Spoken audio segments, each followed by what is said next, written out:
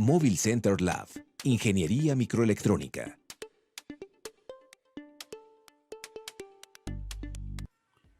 Bien, ahora vamos a conectar la fuente.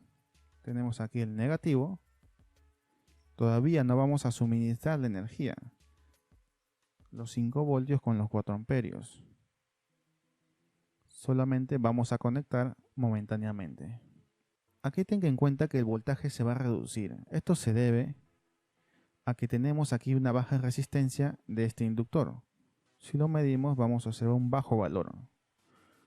Entonces, cuando nosotros suministramos aquí el voltaje de los 5 voltios, recuerden que la fuente también tiene su resistencia interna.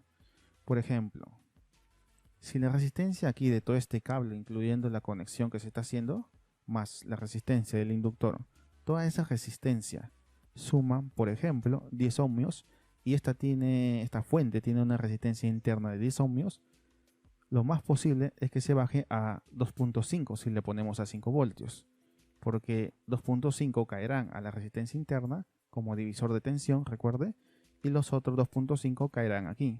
Por eso que muchas veces el voltaje aquí se reduce cuando la resistencia es muy baja de su circuito que usted está alimentando. Vamos a suministrar por lo tanto aquí la fuente. Esto lo vamos a llevar cerca.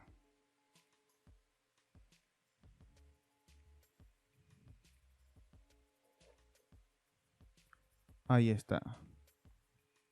Tratemos de que se vea mejor.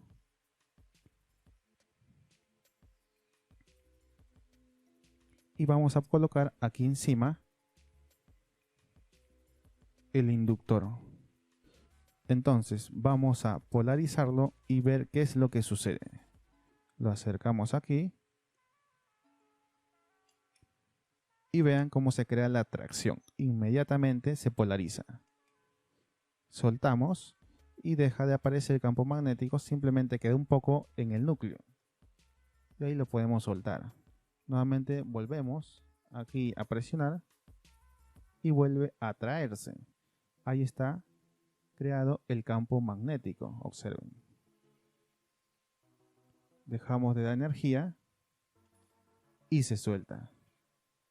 Hemos utilizado un filtro que no tiene esta finalidad, pero nos sirve para demostrar cómo se crea un campo magnético. Ya podemos dejar esto aquí.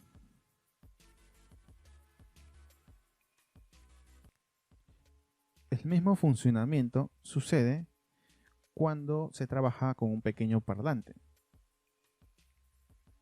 Aquí tenemos, vean, la base de un parlante que lo hemos desarmado.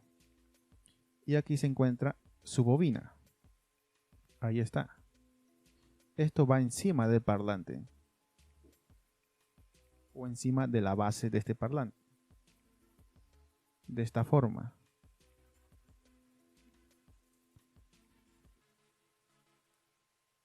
Vean cómo está ahí su bobina. Cuando se suministra una pequeña señal, se crea aquí también. Vamos a agarrarlo ahí. Ahí está. Suministramos una corriente en este sentido. Se crea aquí un flujo que sale de este punto. Ahí está. Y tiene su norte y su sur. Si esto se pusiera aquí encima, no funcionaría.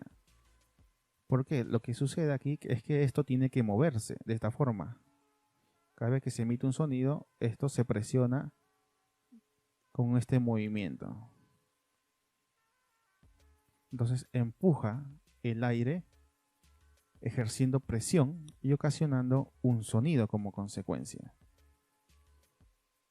Pero como hemos indicado, si nosotros colocamos esto aquí arriba en esta base, alimentamos una corriente, no va a funcionar porque no tiene un campo magnético del cual sostenerse o del cual apoyarse. Recuerden que aquí se crea un campo magnético al momento de suministrar, pero para que esto se mueva, tiene que haber aquí otro campo magnético con un polo puesto aquí al campo magnético creado. Si aquí está norte y acá está sur, aquí debería de haber, por ejemplo, un polo sur también. de manera que cuando se cree campo, sur con sur se repelen, traten de separarse. Por lo tanto, es que los diseñadores colocan dentro aquí de esta base un pequeño imán, este de aquí, y lo meten dentro. Tiene que estar en el centro. Como lo hemos despegado, un poquito difícil es centrarlo, pero eso permanece ahí.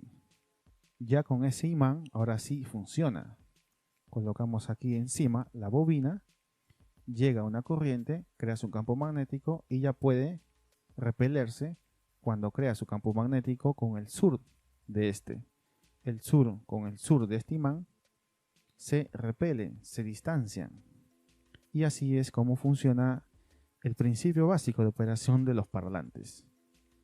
Vean que todo es gracias a la bobina y el comportamiento que éste tiene cuando se le suministra una corriente. Aquí tenemos un parlante ya mucho más grande que funciona igual. Vean que aquí abajo está su imán. Y aquí arriba podemos ver que está la bobina sobresaliendo a veces un poco. Y tenemos aquí lo que es la capa superior y es la que ejerce presión directa sobre el aire. Suministramos aquí una pequeña corriente, ingresa por la bobina, crea su campo magnético y este a su vez se mueve en una ida y vuelta según la frecuencia de la señal, repeliéndose en todo instante con el imán que se encuentra aquí abajo. También funciona bajo el mismo principio. Noten que cuando uno ya conoce cómo funciona una bobina realmente creando su campo magnético, también observando desde el punto de vista del flujo de su corriente, su voltaje, ya podemos entender la operación de diferentes componentes. Parlantes, por ejemplo, también un pequeño motor, un vibrador. Aquí lo tenemos. Esto lo hemos visto en clase. Ahí lo tiene su positivo y su negativo. Recuerden además de que internamente aquí se intercalaba. Cuando aplicabas positivo, habían dos pequeñas bobinas funcionando. En un momento se polarizaba una bobina, movía medio ciclo adentro de la masa, luego que alcanzaba el medio ciclo se polarizaba la otra bobina, creaba su campo magnético, volvía a empujar y el proceso se repetía haciendo girar continuamente la pequeña masa, que por cierto le falta un pedazo para poder crear el momento de inercia. Entonces, con esto ya podemos finalizar esta parte donde hemos observado ahora el comportamiento del inductor desde el punto de vista de su campo magnético. Ustedes también les recomendamos que hagan este experimento, traten de utilizar una fuente la cual les permita graduar bien su corriente máxima. Si nosotros no graduamos bien la corriente, podría dañar su fuente exigiéndole más corriente de la que te puede entregar. Y necesitamos para este laboratorio que sí pueda controlar su corriente máxima de salida. Con esto finalizamos esta parte.